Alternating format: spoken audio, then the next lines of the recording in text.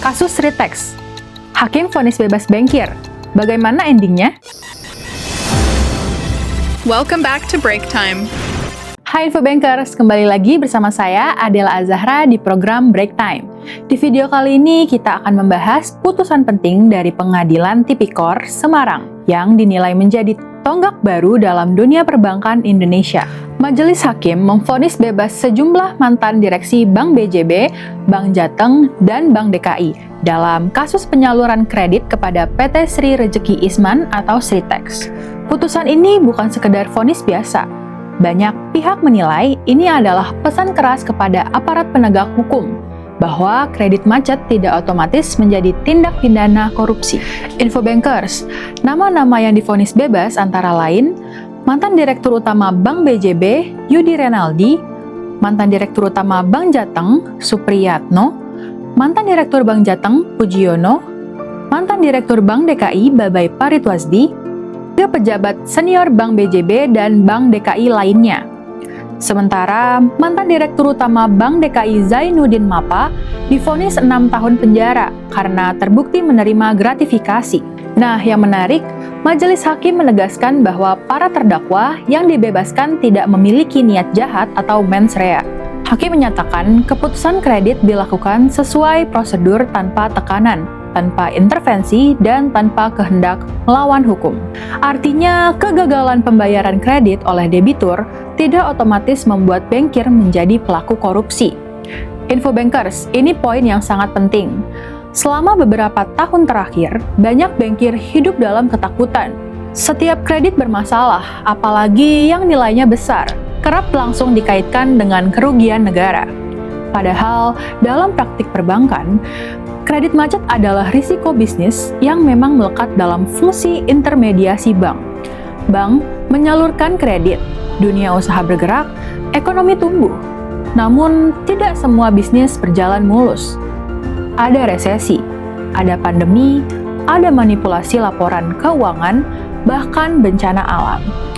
Karena itu, sistem perbankan memiliki manajemen risiko, pengawasan prudensial, dan mekanisme penyelesaian perdata, bukan langsung pidana.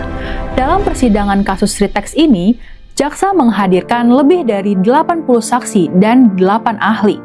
Namun, Majelis Hakim menilai tidak ada bukti yang kuat untuk menunjukkan adanya penyimpangan pidana dalam keputusan kredit tersebut. Bahkan, sejumlah tokoh nasional ikut memberikan pandangan sebagai amicus curiae atau sahabat pengadilan untuk menegaskan bahwa risiko bisnis harus dibedakan dari tindak pidana korupsi. Infobankers, kasus ini juga membuka pertanyaan besar. Mengapa kredit kepada Sritex dipidanakan? Perlu diketahui, pada tahun 2020, Sritex merupakan perusahaan tekstil besar dengan aset lebih dari 27 triliun rupiah dan ekuitas sekitar 5,4 triliun rupiah. Tak kurang dari 28 bank menyalurkan kredit kepada perusahaan tersebut. Kalau logikanya semua kredit macet dianggap korupsi, apakah seluruh bank yang memberi pinjaman juga harus diproses pidana? Disinilah pentingnya putusan ini sebagai jurisprudensi, pelajaran hukum dari peradilan. Majelis Hakim memberikan sinyal kuat bahwa keputusan bisnis yang diambil secara profesional, berbasis data, dan dengan etikat baik harus dilindungi hukum.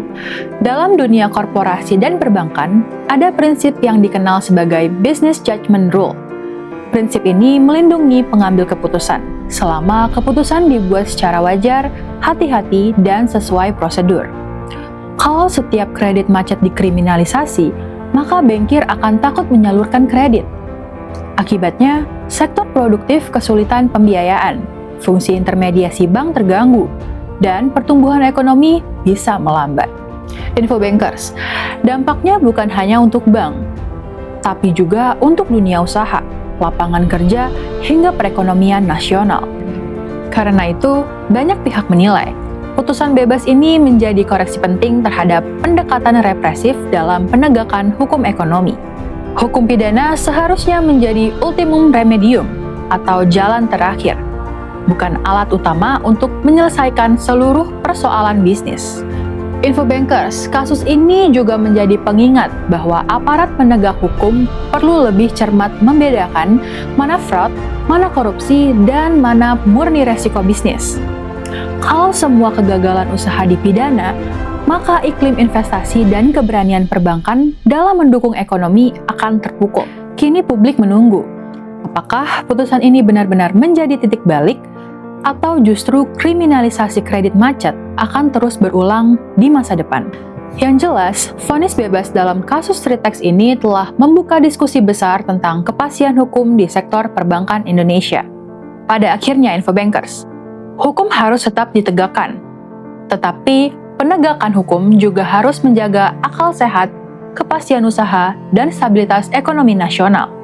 Nah, Infobankers, menurut kamu, apakah keputusan hakim di kasus Tritex sudah sesuai dan bisa menjadi pelajaran untuk kasus lainnya? Tulis pendapat kamu di kolom komentar ya. Jangan lupa like, share, dan subscribe Infobank TV untuk update terbaru seputar perbankan, keuangan, dan ekonomi nasional.